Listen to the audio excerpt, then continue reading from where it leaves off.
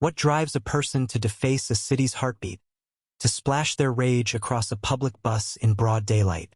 In the quiet suburb of Willow Creek, where manicured lawns and picket fences whispered order, Karen Mitchell's story unraveled with a spray can in her hand and a fire in her heart. Her actions would ripple through the community, exposing hidden truths and shattering lives in ways no one could have predicted. Karen was no stranger to Willow Creek's Homeowners Association. For years, she'd been its self-appointed enforcer, a 48-year-old woman with a clipboard and a vendetta against anything that deviated from the HOA's sacred bylaws. Unapproved mailbox colors, overgrown hedges, or a car parked an inch too far from the curb, she saw them all as personal affronts.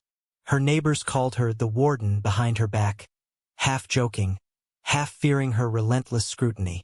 But to Karen, she was protecting the neighborhood's standards, a bulwark against chaos in a world that felt increasingly unmoored.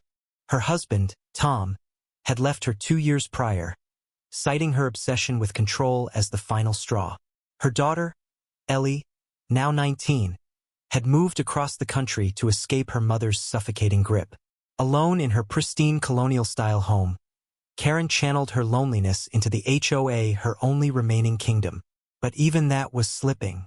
Younger families were moving in, challenging her authority, questioning her rules. The new president, Priya Sharma, a warm but firm software engineer, had begun overturning Karen's pet regulations, calling them outdated.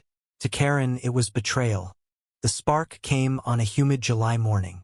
Karen awoke to find a city bus parked at the edge of Willow Creek, its side emblazoned with an ad for a local art festival, colorful, chaotic, and, to her, an eyesore. Worse, the bus stop was on a lot the HOA had fought to keep aesthetically neutral. She saw red. This wasn't just a bus. It was a symbol of everything she despised. Disorder, rebellion, the world's refusal to bend to her will. By noon, she'd made her plan. Under the cover of dusk, Karen slipped out with a backpack stuffed with spray paint cans she'd bought from a hardware store 2 towns over. Her heart pounded not with fear, but with a strange exhilaration. She would send a message. In bold, dripping letters, she sprayed HOA rules. Respect order across the bus's side, the neon orange paint glowing under the streetlights. She added flourishes, arrows, underlines, even a crude drawing of a gavel. It was her manifesto, her stand against a world that mocked her. She didn't expect the cameras. A nearby gas station's security system caught every move, her face clear as day despite the hoodie she'd worn. By morning, the video was viral on X, shared with captions like, "Karen strikes again," and "HOA tyrant goes rogue." The police knocked on her door before she'd even finished her coffee. Handcuffs clicked around her wrists as neighbors gawked from their porches. Karen, unbowed, shouted, "This is about principle," as they led her away. The arrest was only the beginning. The city charged her with vandalism, public endangerment. The paint had obscured the bus's route number, causing confusion, and defacement of public property. The fine was staggering, $130,000, covering cleanup, lost revenue, and punitive damages. Karen's savings, already depleted from her divorce, couldn't cover it. Her house, her last bastion of control, would have to be sold. The news spread like wildfire, and Willow Creek became a circus of opinions. Some pitted her. Others cheered her downfall. But there was another layer to Karen's story, one no one saw coming. Enter Marcus Tate, a 30-year-old artist who'd recently moved to Willow Creek. Marcus was everything Karen despised.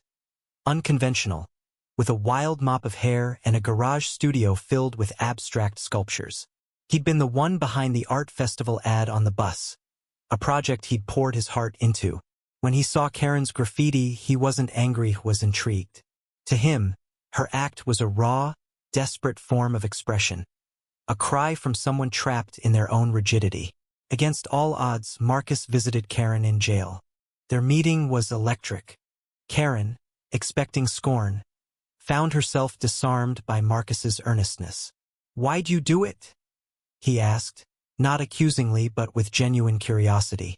For the first time in years, Karen spoke honestly. She told him about her loneliness, her fear of losing control, how the HOA was all she had left. Marcus listened, then shared his own story. A childhood in foster care, where rules were arbitrary and suffocating, yet he'd found freedom in art. "You're not so different," he said. "You're fighting for something, even if it's misguided." Their conversations continued over weeks, Marcus visiting daily. He brought sketches, showing her how he'd incorporated her graffiti into his next project, a mural about order versus chaos. Karen, for the first time, saw her actions through someone else's eyes. She began to question her obsession, to see the humanity in the neighbors she'd judged. Marcus's kindness cracked the walls she'd built, and she felt something she hadn't in years. Hope. But hope is fragile. As Karen's court date approached, the community's anger hadn't subsided.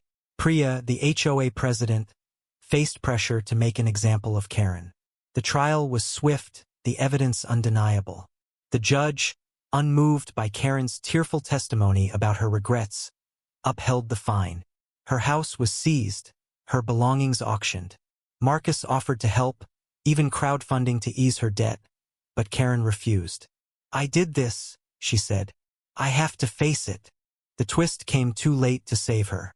Marcus revealed he'd been working with Priya to reform the HOA using Karen's story to push for more inclusive, compassionate rules.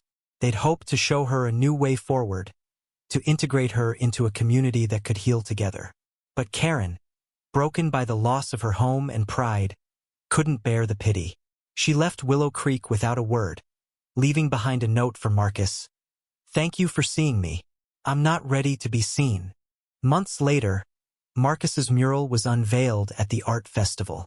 It was breathtaking, a swirl of orange and gray, blending Karen's graffiti with images of broken fences, open hands, and faces turned toward the sun. It was called Order in Chaos, a tribute to a woman who'd lost everything but, for a moment, had been understood. The crowd wept, not for Karen's crime, but for the humanity it revealed. Yet Karen wasn't there to see it. She'd vanished, her whereabouts unknown. Her story a cautionary tale whispered in Willow Creek's cul-de-sacs. The bus was repainted, the HOA softened its grip, and Marcus moved on to new projects. But Karen's absence lingered, a reminder that even the most rigid hearts can break, and redemption, when it comes, is often too late. The world spins on, indifferent to one woman's war against it, leaving only echoes of her defiance and the bitter cost of her choices. ND.